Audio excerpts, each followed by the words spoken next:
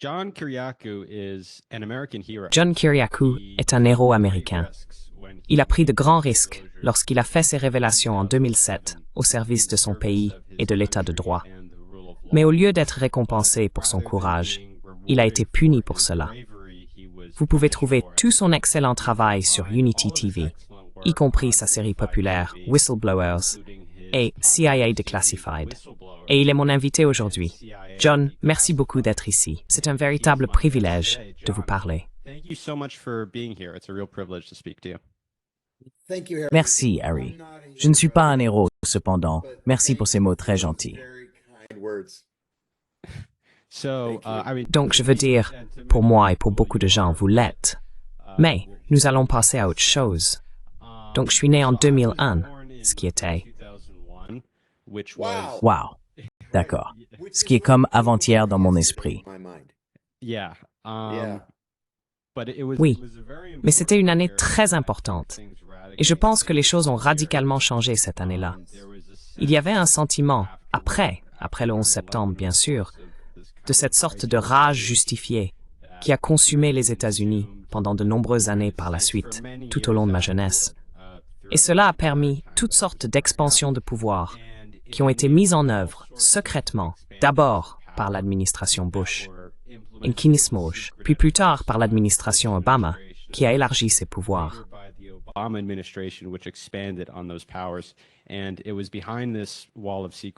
Et c'est derrière ce mur de secret que toutes sortes d'abus ont eu lieu.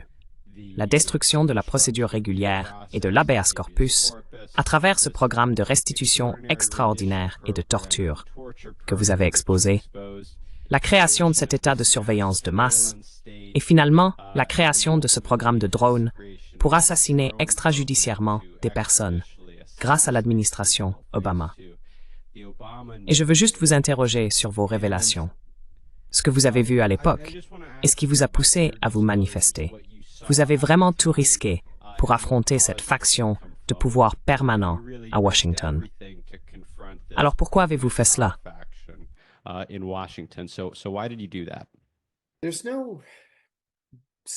Il n'y a pas de réponse simple. Je veux vous donner un peu de contexte. Je suis le genre de gars. J'ai toujours été le genre de gars qui, par exemple, quand je vais à la poste pour acheter des timbres, je leur dis rien de patriotique. J'en ai assez des timbres avec le drapeau et des timbres avec les feux d'artifice du 4 juillet. Donnez-moi quelque chose avec une fleur dessus, ou quelque chose, n'est-ce pas? Parce que j'ai l'impression que le patriotisme nous est imposé.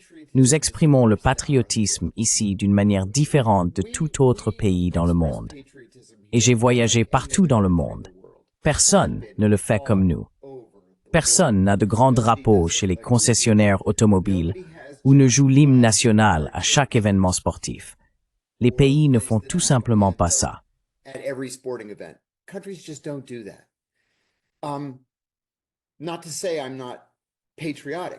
ne dis pas que je ne suis pas patriotique. Je n'apprécie simplement pas qu'on me l'impose. Après le 11 septembre, je suis allé chez Walmart et j'ai acheté des autocollants de drapeaux à mettre sur les vitres de ma voiture. Et même mon père a dit « Wow, même toi avec les autocollants de drapeaux. » J'ai dit « Je sais, non ?» Je change d'avis. Cela dit, mon patriotisme est basé sur l'état de droit. Il est basé sur la Constitution. Et j'ai naïvement cru, dans l'immédiat après le 11 septembre, que le patriotisme de tout le monde était basé sur la Constitution, n'est-ce pas? C'est ce qui rend notre pays si grand, c'est que nous avons cette Constitution incroyable. J'ai réalisé vers la moitié de 2002 jusqu'en 2003 que je me trompais.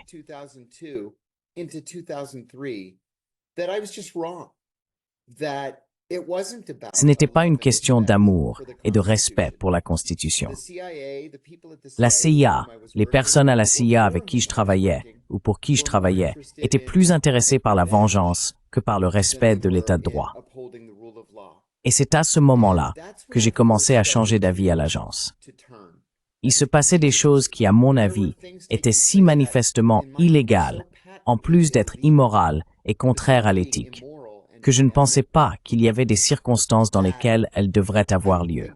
Et donc, j'en suis arrivé au point où, oui, je l'ai déjà dit dans des interviews, mais j'ai été écarté pour une promotion juste un mois après avoir dirigé la capture d'Abu Zubaydah. I was passed over for promotion just 1 month after leading the capture of Abu Zubaydah. And I went into my boss's office. He was a friend of mine. Et je suis allé dans le bureau de mon patron. C'était un ami à moi. Et j'ai dit, que dois-je faire pour être promu ici? Dois-je attraper Ben Laden? Est-ce le seul moyen d'être promu ici? Et puis il m'a dit, écoute, tu sais, tu as refusé la formation aux techniques d'interrogatoire renforcées. Et le chef de la lutte contre le terrorisme, Jose Rodriguez, a dit lors de mon comité de promotion que j'avais montré ces mots. Un manque choquant d'engagement envers la lutte contre le terrorisme, parce que je ne voulais torturer personne. J'ai fini par être promu de toute façon, mais je n'aurais jamais dû être refusé, parce que mener un programme de torture ne devrait pas être une condition préalable à l'avancement de carrière.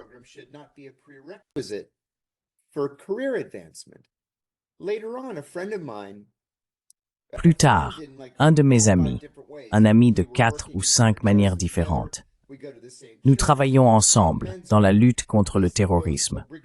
Nous allons à la même église. Nous sommes dans le même groupe d'hommes. Il est à la fois général de brigade dans l'armée et psychiatre. Il m'a dit, tu sais, il t'appelle le gars des droits de l'homme dans ton dos. Et j'ai dit, oui, je sais. Et il a dit, tu sais, ce n'est pas un compliment, n'est-ce pas? Et j'ai dit, oh, pour moi, c'est un compliment. Je préfère qu'il m'appelle le gars des droits de l'homme plutôt que le tortionnaire ou le monstre ou le sanguinaire John Kiriakou ou autre.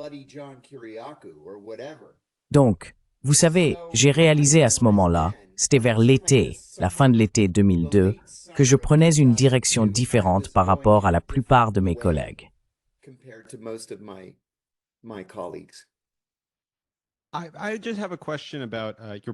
J'ai juste une question sur votre poursuite et votre punition pour ce que vous avez fait. Vous avez donc été poursuivi pour vos révélations par l'administration Obama, qui, malgré avoir promis de tenir pour responsables les tortionnaires et les abuseurs de pouvoir de l'administration Bush, les a immédiatement immunisés. Il a dit, nous allons regarder vers l'avant et non en arrière. N'est-ce pas?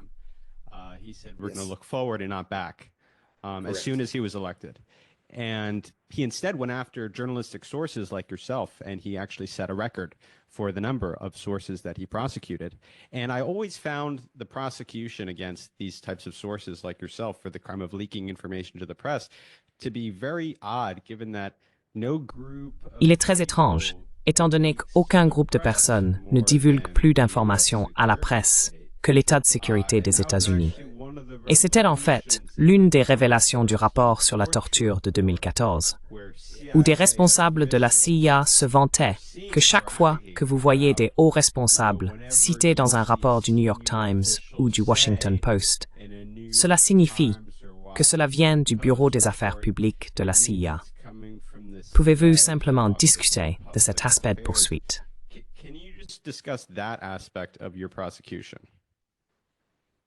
Oh, bien sûr.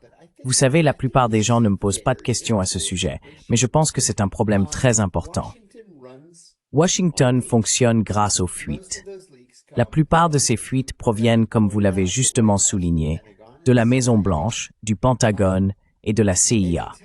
Chaque fois que vous voyez, selon des responsables de la sécurité nationale, des hauts responsables, des responsables de la Maison-Blanche, ou des sources de la communauté du renseignement. Ce sont des fuites qui ont été approuvées dans la chaîne de commandement. Elles ne sont pas légales. Parce que rappelez-vous, la définition simple, la définition légale de l'espionnage, c'est fournir des informations de défense nationale à toute personne non autorisée à les recevoir. Eh bien, si l'information n'a pas été correctement déclassifiée, c'est une violation de la loi sur l'espionnage. Mais c'est autorisé parce que c'est en soutien de la politique, ou cela a été divulgué pour évaluer l'opinion publique.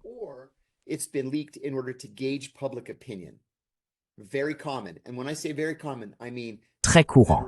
Et quand je dis très courant, je veux dire littéralement chaque jour. L'administration Obama a été particulièrement mauvaise à cet égard pour plusieurs raisons. Premièrement, ils ont promis non seulement d'être meilleurs que l'administration Bush, mais aussi de renverser beaucoup de ces politiques dommageables que nous avons vues sous l'administration Bush. Ils ne l'ont pas fait. Ils ont simplement continué les politiques de l'administration Bush. Et dans de nombreux cas, comme les drones, ils ont empiré la situation. Maintenant, je vais monter sur mon cheval de bataille, mais je ne peux pas m'en empêcher. La loi sur l'espionnage a été écrite en 1917 pour combattre les saboteurs allemands dans les premières années de la Première Guerre mondiale. Entre 1917 et 2009, l'inauguration de Barack Obama, 3 Américains ont été accusés d'espionnage pour avoir parlé à la presse.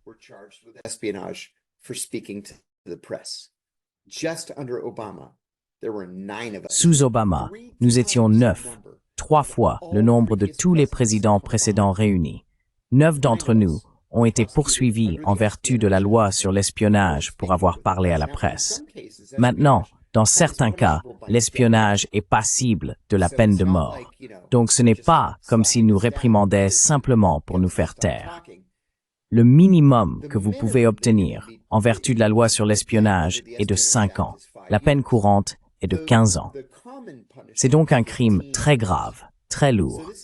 Maintenant, j'ai été accusé d'espionnage pour avoir donné une interview à ABC News et une interview de suivi au New York Times, dans laquelle j'ai dit que la CIA torturait ses prisonniers, que la torture était la politique officielle du gouvernement américain, et que la politique avait été personnellement approuvée par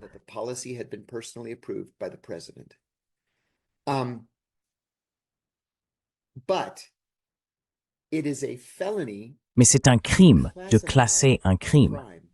Et c'est pourquoi je n'ai pas été inculpé au départ, car le FBI a déterminé que le programme de torture était un crime.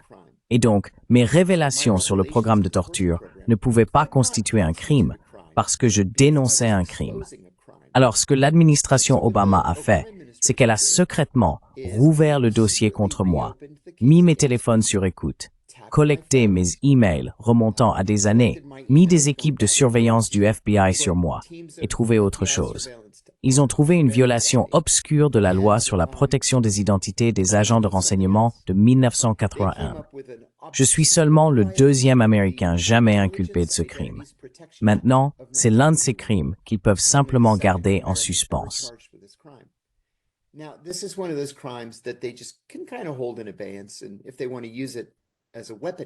Et s'ils veulent l'utiliser comme une arme contre quelqu'un, comme un gourdin, ils le peuvent. Donc la raison pour laquelle j'ai été accusé de ce crime est qu'un auteur m'a envoyé un email en disant qu'il écrivait un livre sur le transfert d'Abu Omar. C'était un clerc égyptien à Milan que la CIA a kidnappé et renvoyé en Égypte pour être torturé. J'ai dit que je ne savais rien sur Abu Omar à part ce que j'avais lu dans le Washington Post. Il a dit, eh bien, pouvez-vous me présenter à l'une de ces 12 personnes? J'ai dit que je ne connaissais aucune de ces personnes. Puis il m'envoie un deuxième email et il dit, pouvez-vous me présenter à l'une de ces 12 personnes? Et j'ai dit, écoutez, le kidnapping n'était pas mon truc à la CIA. Je ne travaillais pas avec les gens du kidnapping. Je ne sais pas qui sont ces gens.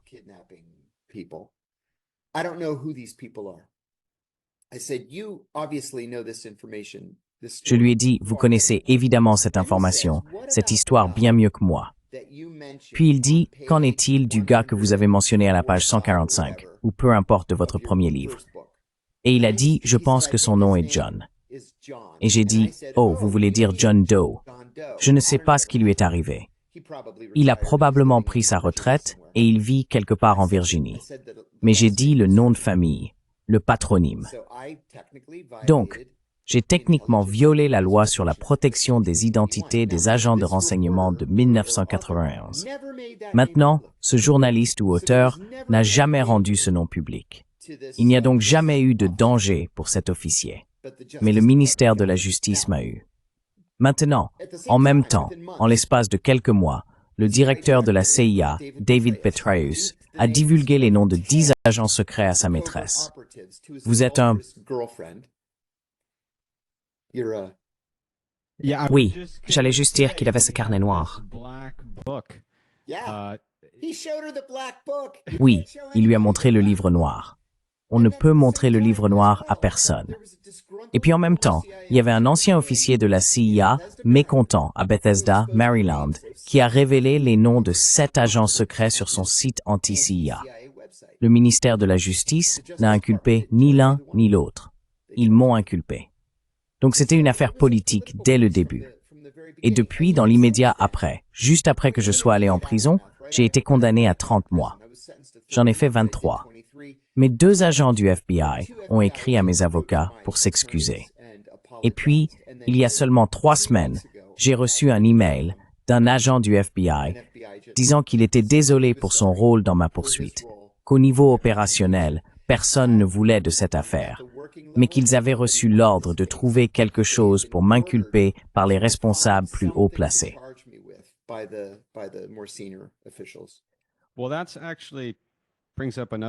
Eh bien, cela soulève en fait une autre question que j'avais l'intention de vous poser plus tard, mais je pourrais aussi bien vous la poser maintenant.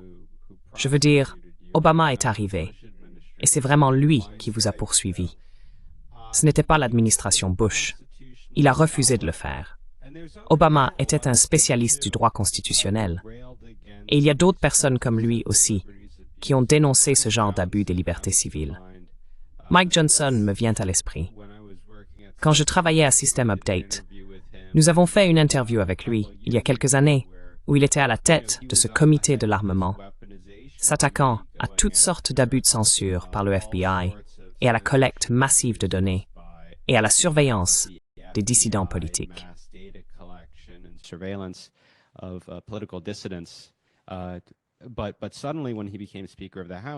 Mais soudainement, lorsqu'il est devenu président de la Chambre, il a été le vote décisif pour approuver cette surveillance 702 sans aucune réforme.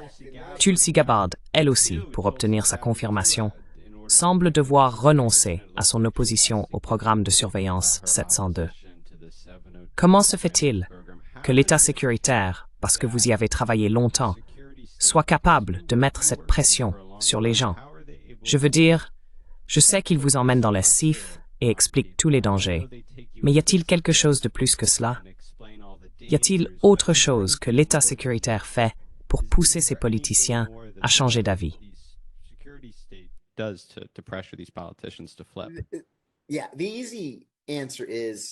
Oui, la réponse facile est qu'ils n'ont qu'à dire 11 septembre. Si vous ne nous donnez pas le 702, nous allons avoir un autre 11 septembre. Ce sera de votre responsabilité. C'est la réponse facile.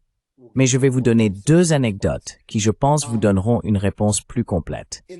Dans l'histoire du FBI, ils n'ont jamais eu de réduction de budget. Et je veux dire en 100 ans, ils n'ont jamais eu de réduction de budget. Surtout pendant le mandat de J. Edgar Hoover, qui a duré 48 ans. Il se présentait chaque année devant les comités des crédits et il parlait des catastrophes qui allaient se produire s'ils avaient une réduction de budget. D'abord, c'était les communistes, n'est-ce pas? Puis c'était les anarchistes.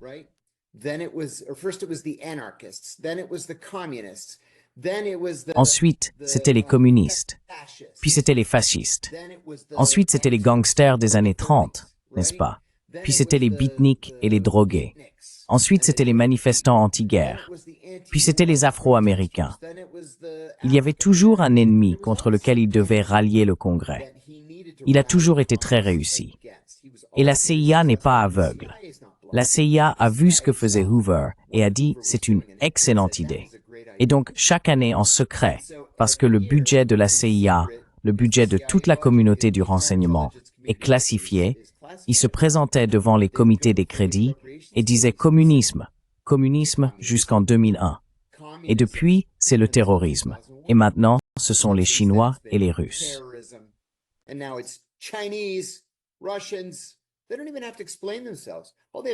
Ils n'ont même pas besoin de s'expliquer. Tout ce qu'ils ont à faire, c'est prononcer ces mots et ils obtiennent des augmentations de budget monstrueuses. C'est quelque chose qu'ils sont devenus très très bons à faire, surtout depuis le 11 septembre. Vous savez, ce n'est pas au-dessous de ces agents de la CIA d'aller dans des sessions à huis clos dans ces comités et de dire « Regardez, vous savez, 3000 personnes ont été tuées en une journée en 2001.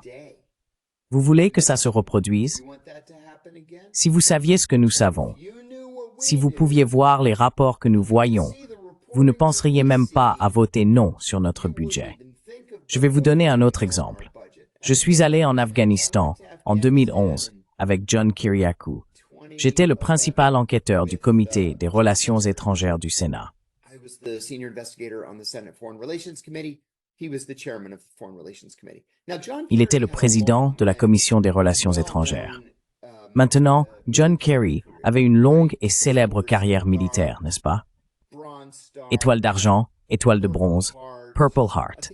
Je pense qu'il avait 3 étoiles de bronze et un Purple Heart. Alors nous entrons dans ce briefing. Nous venions d'atterrir à la base aérienne de Bagram. Nous entrons dans ce briefing et il y a comme 11 généraux de 1 à 4 étoiles assis autour de la table avec Kerry. Et étant des militaires, ils ont préparé ce diaporama. Donc c'est comme diapositive après diapositive après diapositive sur PowerPoint. Vous savez, nous avançons ici et nous avançons là et nous avons battu les talibans ici. Et puis nous les avons vus là et nous les avons tués et nous les avons repoussés. We saw them there and we killed them and we drove them back and it was all bullshit. Et c'était que des conneries. Nous sortons de ce briefing et Kerry me dit « Mon Dieu, nous pourrions vraiment gagner cette affaire. » Et j'ai dit « Non, nous n'allons pas gagner cette affaire. Karzai est le maire de Kaboul. C'est tout. Les talibans contrôlent le reste du pays. C'est le même briefing qu'ils donnent depuis 2002. Nous n'allons pas gagner. Mais c'est comme ça que vous maintenez l'intérêt sur Capitol Hill. C'est comme ça que vous gardez vos budgets élevés. C'est comme ça que vous faites dire au Congrès, eh bien, vous savez, personnellement, j'aimerais réduire le budget, mais le 11 septembre, et je ne veux pas être blâmé pour le prochain. Et puis c'est la fin du débat. And then that's the end of the debate.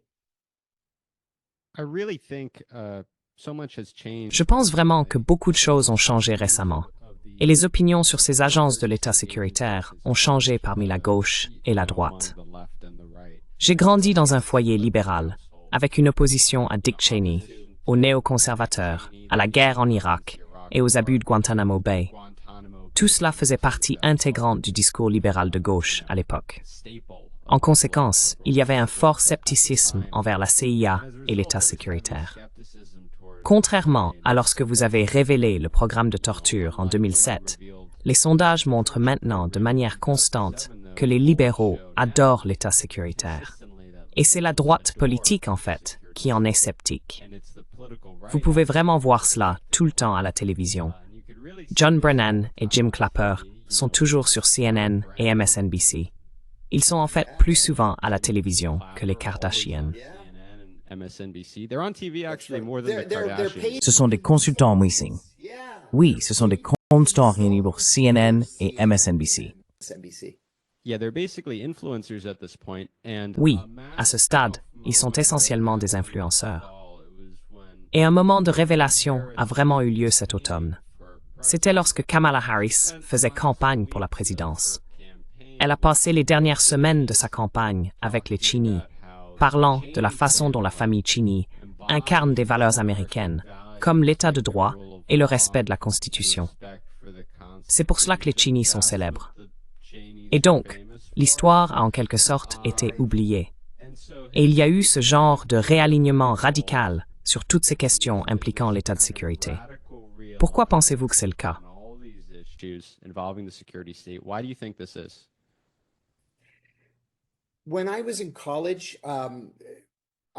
Quand j'étais à l'université, on m'a appris que l'élection présidentielle de 1932 était une élection charnière. Charnière en ce sens que le Parti démocrate et le Parti républicain ont échangé leurs positions, n'est-ce pas? Les républicains avaient été le parti de Lincoln, le parti du libéralisme, et les démocrates avaient été les sudistes, les conservateurs, le parti anti-ouvrier. Cela a changé en 1932. Je pense que cela a de nouveau changé, pas complètement, mais en termes de populisme. Et cela ne s'est pas produit en une seule élection. C'était plus progressif qu'en 1932, au point où maintenant vous avez non seulement une majorité de foyers syndiqués, mais 2 tiers des foyers syndiqués votant pour Donald Trump. 2/3 of union households voting for Donald Trump. You have the Democratic Party. Vous avez le Parti démocrate qui soutient et approuve l'État de sécurité nationale, la CIA, le FBI, la NSA, la DARPA, cette horrible section 702 de la loi FISA. Et vous avez des républicains très conservateurs comme Thomas Massie, par exemple, ou Ron Paul qui disent « Attendez une minute, nous abandonnons volontairement nos libertés civiles ici. Est-ce vraiment quelque chose que nous voulons faire? Pourquoi aucun démocrate ne pose-t-il cette question? Et puis vous faites un très bon point. J'ai décidé de ne pas voter pour Kamala Harris quand elle a activement cherché et ensuite reçu le soutien de la famille Cheney. J'ai en fait envoyé un email à la campagne que je suis sûr que personne n'a lu. Et j'ai dit, ce n'est pas une fierté. C'est quelque chose dont nous devrions avoir honte.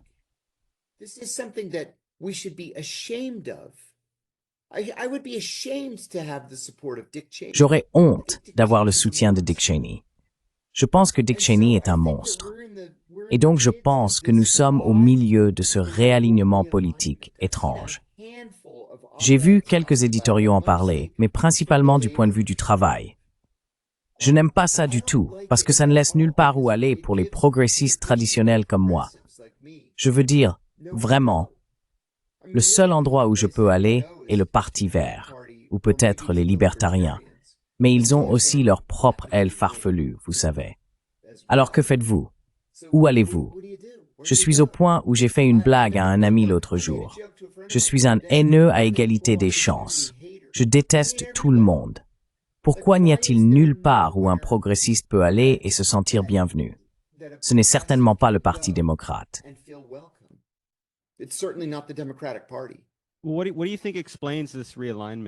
Qu'est-ce qui explique ce réalignement, selon vous? Je suis curieux. Je veux dire, j'ai ma propre théorie.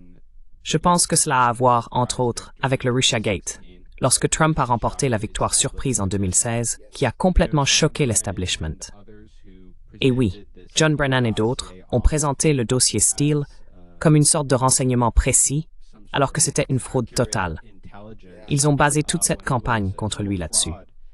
C'est à ce moment-là qu'ils ont vraiment élevé ces responsables du renseignement au rang de stars de la télévision, au même niveau que Kim Kardashian, des personnes comme John Brennan et Jim Clapper.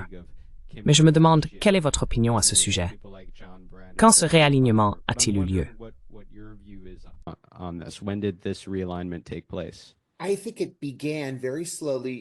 Je pense que ça a commencé très lentement en 1993 avec l'inauguration de Bill Clinton. Parce que Bill Clinton faisait partie de cette chose, le Democratic Leadership Council, ou quelque chose comme ça. Mais de toute façon, c'était une tentative de déplacer le Parti démocrate vers le centre, même s'il a toujours été un parti de centre-droit. Mais il a spécifiquement commencé à embrasser Wall Street et à adopter une politique étrangère plus activiste et plus militariste. Rappelez-vous, c'était Bill Clinton qui a attaqué la Yougoslavie. Nous n'avions aucun différend avec la Yougoslavie. Et non seulement nous l'avons attaqué, mais nous l'avons occupé et ensuite divisé en quoi? Une demi-douzaine de pays différents, ou à peu près. C'était une décision démocratique. C'était un objectif politique démocratique de démanteler la Yougoslavie. Je servais en Grèce à l'époque.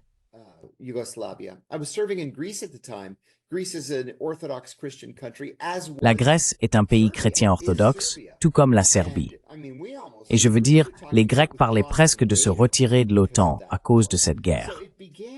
Donc cela a vraiment commencé avec Bill Clinton. Mais ensuite, lorsque Newt Gingrich a été élu président de la Chambre des représentants, il a poussé le Parti républicain plus à droite, ce qui a à son tour poussé les démocrates plus à droite. Et tout cela est devenu un peu désordonné. Et puis Barack Obama, qui était censé être le grand sauveur de la gauche, n'a jamais été de gauche.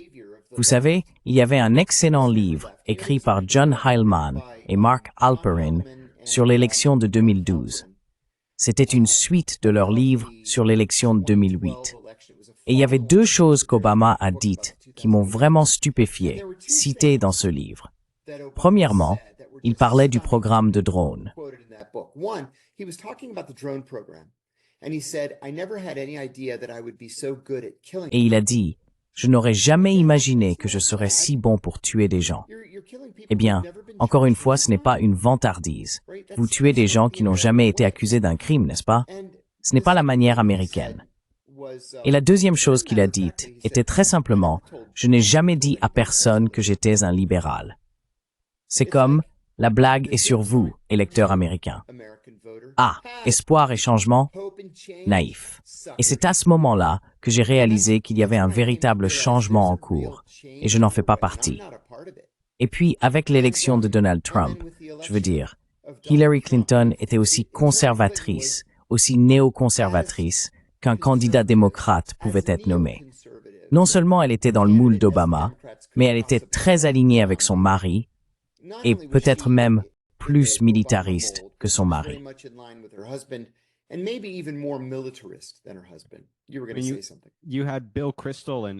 Vous aviez Bill Kristol et Robert Kagan, qui parlaient dès 2014 de la soutenir, disant qu'elle incarne toutes les politiques qu'ils aiment. Confronter la Russie, être belliciste envers le Moyen-Orient et répandre l'hégémonie des États-Unis dans le monde entier.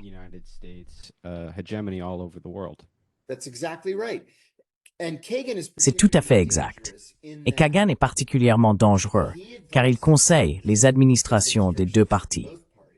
Vous savez, il y a aussi une histoire célèbre à propos de Richard Perle.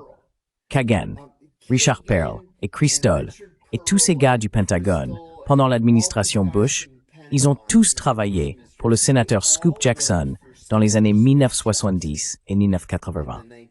Scoop Jackson était un démocrate très conservateur et très militariste de l'État de Washington. Et il s'est présenté à la présidence en 1976. Il était l'un des sionistes les plus ardents du Capitole.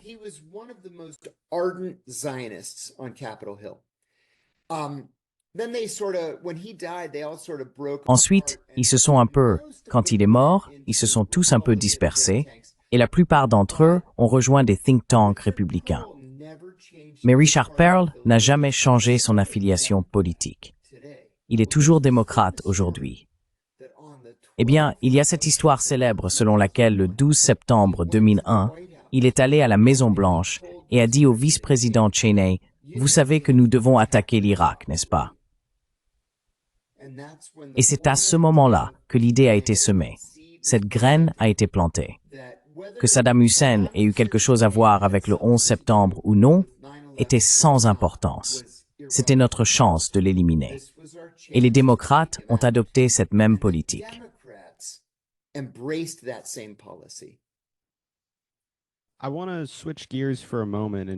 Je veux changer de sujet un instant et parler de quelque chose qui s'est passé cette semaine, ce qui, je pense, est très pertinent par rapport à ce dont nous parlons aujourd'hui. Cela concerne Trump. Il a révoqué l'habilitation de sécurité de 51 responsables du renseignement qui ont signé cette fameuse lettre sur l'ordinateur portable de Hunter Biden. Et je pense simplement qu'il est important de revoir ce qui s'est passé ici. Je me baserai sur le témoignage de Michael Morell, avec qui j'imagine que vous avez travaillé dans la lutte contre le terrorisme à la CIA. Tout le temps où j'étais à la CIA.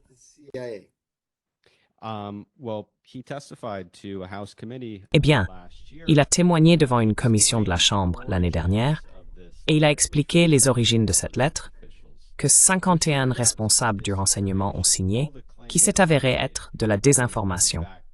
Toutes les affirmations qu'ils ont faites étaient en fait de la désinformation.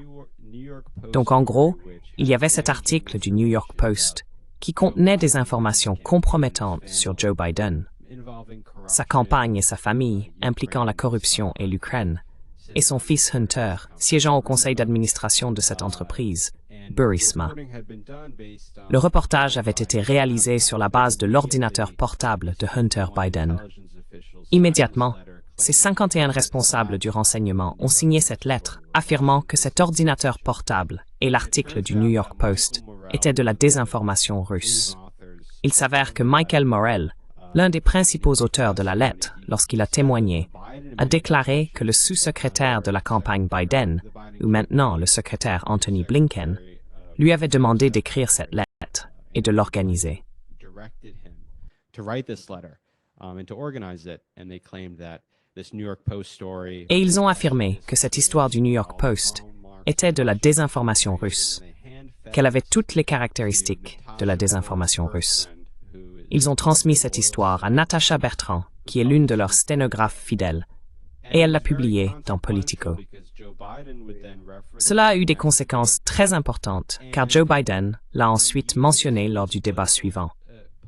Ils ont utilisé cet article de Politico par Natasha Bertrand, basé sur cette lettre, pour censurer le New York Post sur Facebook et Twitter. Vous ne pouviez pas partager cette lettre, et le New York Post, l'un des plus anciens journaux du pays, a été expulsé de cette plateforme. Cela a évidemment eu des conséquences sur l'élection. Nous ne saurons jamais à quel point. Mais que pensez-vous de cet événement? Et que pensez-vous de la décision de Trump de révoquer ses habilitations de sécurité? Revoke those security Right. clearances. I just wrote about this yesterday on my Substack. And I wrote Je viens d'écrire à ce sujet hier sur mon Substack et j'en ai parlé il y a 4 ans également. Je crois fermement que si vous êtes un ancien officier de la CIA, de la NSA, du NSC et que vous avez des habilitations de sécurité, vous ne devriez absolument pas parler aux médias. Point final. Premièrement, je pensais que lorsque Donald Trump a été élu président pour la première fois, il aurait dû révoquer leurs habilitations de sécurité. Il est presque impossible de rester objectif si vous avez une habilitation et que vous avez des contrats avec la communauté du renseignement et un contrat avec les médias. Parce qu'encore une fois, vous savez, c'est cette attitude que, eh bien, je suis spécial. J'ai accès à des informations auxquelles vous n'avez pas accès. Mais bon, si vous pouviez voir ce que je vois, vous sauriez que je dis la vérité. You would know that I'm telling the truth. I have the inside track. That's all bullshit. J'ai des informations privilégiées. Tout ça, c'est des conneries. D'accord. Je sais, je le dis aussi dans mon Substack, je connais littéralement chacun des 51 signataires personnellement. Je les connais tous. Certains d'entre eux sont brillants. Certains sont des idiots. Certains sont des gens de bonne volonté, patriotiques, fidèles. D'autres sont des idiots égoïstes qui ne veulent rien de plus que de gagner des millions et des millions de dollars grâce à leur expérience passée. Donc c'est un mélange de personnes. Mais vous avez absolument raison. Et vous savez, ils ont essayé de se couvrir. Si vous lisez cette lettre attentivement, ils ne disent jamais que l'ordinateur portable de Hunter Biden est une opération de désinformation russe. Ils ont dit qu'ils portent toutes les caractéristiques de désinformation russe.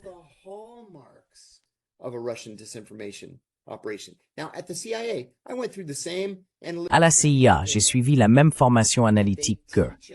Et ils nous apprennent à utiliser des qualificatifs comme ça pour pouvoir dire, eh bien si vous dites, vous avez dit que cet ordinateur portable de Hunter Biden était de la désinformation russe. Ils ont dit, non, non, non. Nous disons qu'il semblait que cela pourrait être de la désinformation russe. C'est très fallacieux. Mais cette fois, ils ont été un peu trop malins pour leur propre bien et ils se sont brûlés. Vous soulevez également un point très important, si je peux conclure avec cela. Le New York Post a été lésé par Twitter et par Facebook et d'autres plateformes parce que vous n'étiez pas autorisé à partager cette histoire sur l'ordinateur portable de Hunter Biden. Vous n'étiez pas autorisé parce que ces 51 génies de la communauté du renseignement ont dit que c'était de la désinformation russe. Et qu'est-ce que c'est sinon de la propagande? And what is that but propaganda? Just very quickly, this will be my last question, actually. Très rapidement, ce sera en fait ma dernière question. Alors, comment la communauté du renseignement devrait-elle se sentir maintenant à propos de Trump? Comme je l'ai mentionné plus tôt, il semble que Tulsi Gabbard, du moins en public, ait retiré ses critiques de la section 702. Je ne sais pas si elle a toujours le même scepticisme qu'elle avait envers l'État sécuritaire. Elle est susceptible d'occuper une position très puissante au sein de celui-ci. Alors, comment la communauté du renseignement devrait-elle se sentir maintenant à propos de Trump? Pensez-vous qu'il représente réellement une menace pour eux, pour ce qu'on appelle l'État profond? To the so-called deep state, as it's called. No, I don't. I don't think Non, je ne le pense pas. Je ne pense pas que quelqu'un puisse être une menace pour l'État profond et être élu. J'adore Tulsi Gabbard. Je pense qu'elle est formidable. Je ne suis pas encore convaincu qu'elle ait les voix. Et je vais vous dire, j'espère vraiment qu'elle a changé d'avis sur le 702 juste pour convaincre suffisamment de républicains de soutenir sa nomination afin qu'elle puisse passer le processus de confirmation. Et puis, une fois qu'elle devient la DNI, dire « Oh, vous savez quoi, en y réfléchissant bien, je pense que le 702 est une grave atteinte à nos libertés civiles, et je m'y oppose. » Maintenant, ce serait génial. Mais j'ai été à Washington assez longtemps pour savoir que les gens font ce qu'ils font généralement par intérêt personnel ou par désintérêt personnel.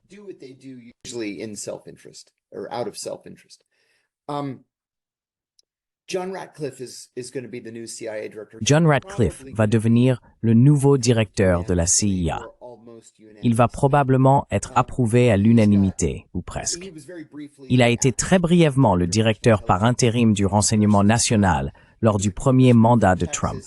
Il était un membre du Congrès du Texas, membre du Comité des services armés et membre du Comité du renseignement. Il n'y a aucune indication qu'il soit un rebelle de la CIA ou qu'il va démanteler l'État profond ou restreindre la CIA. Il n'y a aucune indication de cela du tout.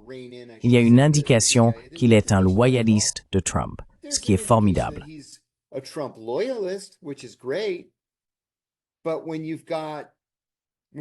Mais quand vous avez des faucons de la politique étrangère, comme Marco Rubio en tant que secrétaire d'État et Pete Hegseth comme secrétaire à la défense présumée, personne ne va démanteler quoi que ce soit dans ces deux départements. Pourquoi la CIA serait-elle différente? J'espère que le Congrès finira par se pencher sur certaines de ces questions. Et je dirais que depuis qu'Ed Snowden nous a dit que le gouvernement nous espionnait, en violation de la loi américaine et en violation de la charte de la NSA, je pourrais ajouter, depuis qu'il nous l'a dit, il y a eu quelques avancées progressives, surtout à la Chambre des représentants, pour limiter cela. Maintenant, le 702, bien sûr, fait partie de la loi FISA. La loi FISA a été adoptée, je pense que c'était en octobre 2001. Et chaque année, c'est bien ça?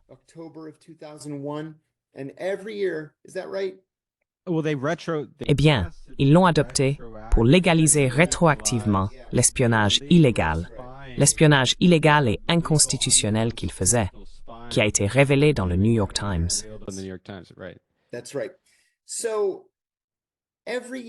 C'est exact. Donc, chaque année, quelques personnes de plus, principalement des républicains, s'opposent à la section 702. Maintenant, Snowden nous a donné ces révélations il y a 11 ans et demi, et il dit que c'est une défaite, que nous n'avons pas légalisé de protection pour les citoyens américains, et que la section 702 est toujours une loi en vigueur. Donc, il pense que c'est une défaite. Je suis peut-être un peu plus optimiste, en pensant qu'éventuellement nous y arriverons. Mais cela fait plus d'une décennie.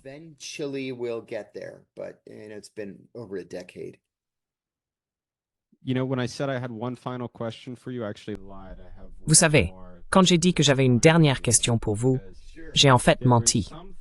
J'en ai une autre que vous venez de me rappeler, parce qu'il y avait quelque chose de très intéressant dans ces révélations de Snowden, qui, je pense, n'est pas assez discuté, mais qui est très pertinent aujourd'hui, parce que Trump a fait ce que Biden n'a pas fait et a refusé de faire. Il a exercé des pressions sur les Israéliens pour négocier un cessez-le-feu.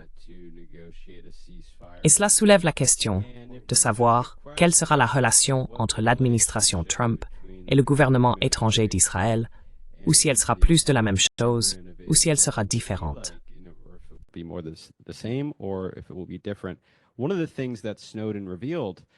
Une des choses que Snowden a révélées étaient les discussions au sein de la NSA concernant Israël. On nous dit toujours qu'ils sont notre allié stratégique. Mais la vision à l'intérieur de la communauté du renseignement est en réalité très différente. Ils les considèrent en fait comme l'une de nos plus grandes menaces stratégiques sur plusieurs fronts. Vous étiez à la CIA et je vous ai entendu en parler un peu auparavant. Pouvez-vous donner un peu de contexte à ce sujet? Qu'avez-vous vu lorsque vous étiez là-bas?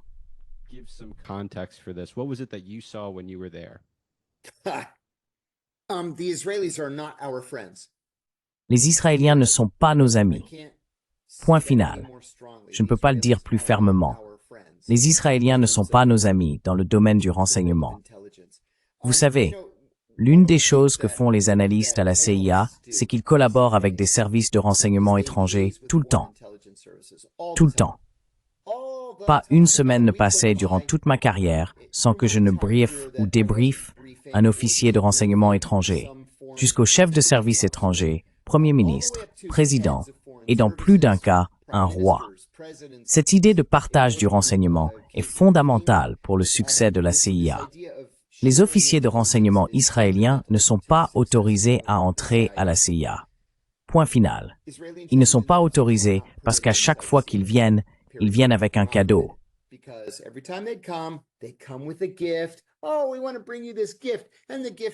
Oh, nous voulons vous offrir ce cadeau. Et le cadeau est rempli de batteries, de microphones et de dispositifs de transmission.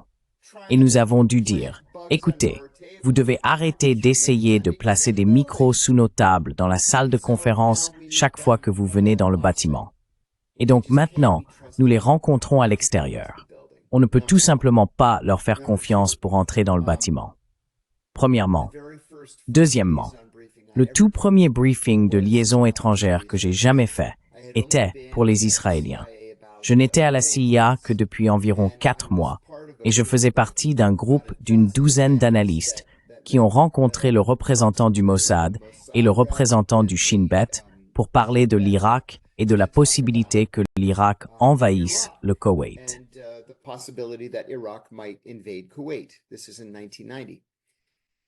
C'était en 1990. Et donc, comme j'étais l'analyste le plus junior, j'étais le dernier à parler. Et tout le monde a pris la parole à tour de rôle autour de la table. J'étais un employé ouvert de la CIA, donc j'ai utilisé mon vrai nom, comme on m'avait dit de le faire. Finalement, c'est arrivé à mon tour, et j'ai dit « Je suis John Kiriakou, et je vais vous informer aujourd'hui sur Saddam Hussein et ce que nous attendons de lui dans les prochains mois. » L'officier du Shin Bet m'a regardé par-dessus ses lunettes comme ça et m'a dit « Vous êtes juif ?» Et j'ai répondu « Je ne suis pas recrutable, n'y pensez même pas. » Et j'ai fait le briefing. Après, j'étais furieux.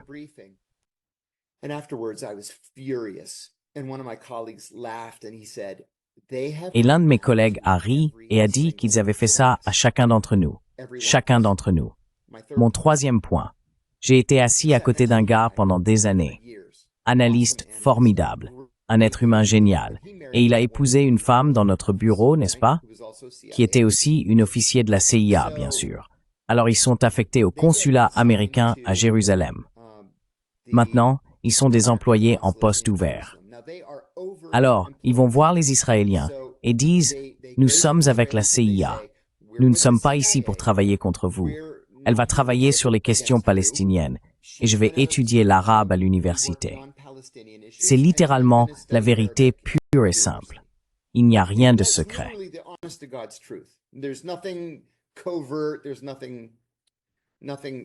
Il n'y a rien qui aurait dû irriter les Israéliens. Ils étaient là depuis 4 mois. Ils sont invités à la fête de Noël de l'ambassadeur à Tel Aviv à l'ambassade. Ils vont à l'ambassade.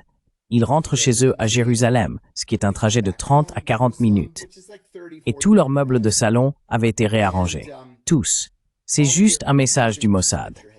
Le message est « Allez vous faire foutre. Nous savons qui vous êtes et nous pouvons vous embêter quand nous voulons. » Donc ce n'est pas très sympa. Ça vous met un peu en colère. Et puis vous allez à l'ambassade et vous rédigez un rapport en disant « Hey, ces crétins, ils ont pénétré dans la maison. Ils ont réarrangé tous les meubles. » Les Américains font-ils aussi ce genre de choses? Absolument pas. Est-ce réciproque? Non. Jamais, jamais, jamais, au grand jamais. Non, jamais. C'est juste une chose méchante à faire. Alors, une année passe, et ils vont à la fête de Noël à la résidence de l'ambassadeur. Ils rentrent chez eux, et des gens avaient déféqué dans toutes leurs toilettes sans tirer la chasse. C'est insultant. C'est méchant. Et vous savez, vous devez penser à votre sécurité. Ils sont facilement entrés chez vous. Ils ont déféqué partout. Vous savez, ils ont apparemment des clés ou ils peuvent facilement crocheter la serrure. Ont-ils installé des caméras, des dispositifs d'écoute? Probablement. Vous ne savez pas. Et puis, à la toute fin de leur tournée de 2 ans, l'ambassadeur organise une fête d'adieu pour eux. Quand ils rentrent chez eux après la fête d'adieu, quelqu'un était entré dans la maison et avait coupé la queue du chien, l'avait enveloppé dans de la gaze, et le chien gémissait et se cachait sous la table de la cuisine. Est-ce vraiment nécessaire? Nous sommes censés être alliés. Is that really necessary? We're supposed to be allies. Permettez-moi de demander, quelle a été la réaction de leur supérieur? Quelqu'un s'est-il plaint? Yeah, and that's what happens. You go Oui, and you et c'est ce qui se passe. complain and you Vous allez say, look, et vous vous you know, plaignez et vous stop dites, écoutez, doing this. arrêtez de faire ça, Stop doing this arrêtez de because faire we're ça, gonna have parce qu'alors nous something devrons faire to quelque do. chose en And they're like, réponse. all right, Et ils disent, stop. d'accord, d'accord, nous allons arrêter de le faire. And then one other thing, Mais et puis une autre chose, I never went to je ne suis jamais allé en Israël une seule fois dans ma carrière à la CIA. I had a choice. J'avais le choix. J'étais un spécialiste des pays arabes. Je parlais arabe. J'ai un diplôme en études du Moyen-Orient. Donc j'étais un arabisant. J'ai donc choisi d'aller plutôt dans les pays arabes. Israël était classé comme une menace critique, le niveau de menace le plus élevé. Menace critique pour le contre-espionnage. Donc si vous n'aviez pas absolument besoin d'aller en Israël, vous n'y alliez pas. Ça ne vaut tout simplement pas la peine. It's just not worth the trouble. Eh bien, quelle est alors la logique de la relation entre la CIA et le Mossad? Je veux dire, ils doivent se dire, oh, eh bien, il y a un avantage stratégique que nous obtenons. Nous allons tolérer tout ce comportement envers nos agents si nous obtenons quelque chose en retour. Qu'obtenons-nous en retour? Je veux dire, je ne le vois pas cependant, car en regardant maintenant, nous dépensons toutes sortes de ressources, des dizaines de milliards de dollars que nous avons investis.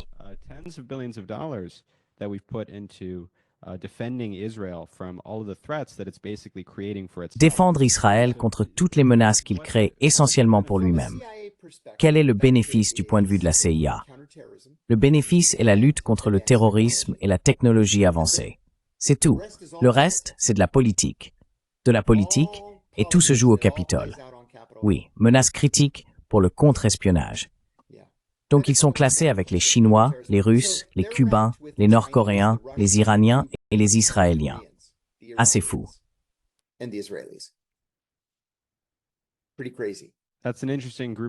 C'est un groupe de pays intéressant que vous avez mentionné là. Oui. Eh bien, merci beaucoup de m'avoir rejoint aujourd'hui. Encore une fois, c'était vraiment un privilège et un honneur, en fait. Je l'apprécie. J'espère vous parler à un moment donné bientôt.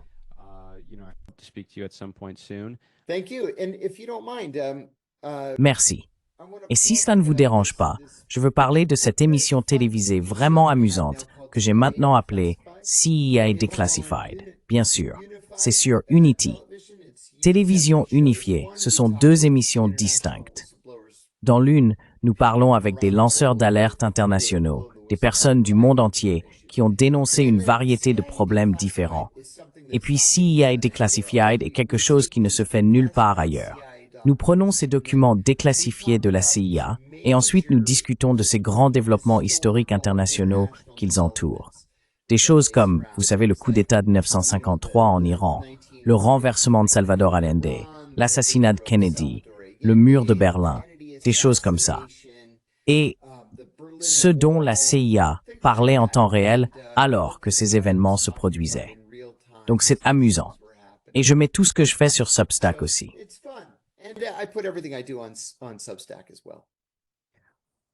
Eh bien, c'est un travail très important et nous espérons que tout le monde sortira pour le soutenir. Merci beaucoup.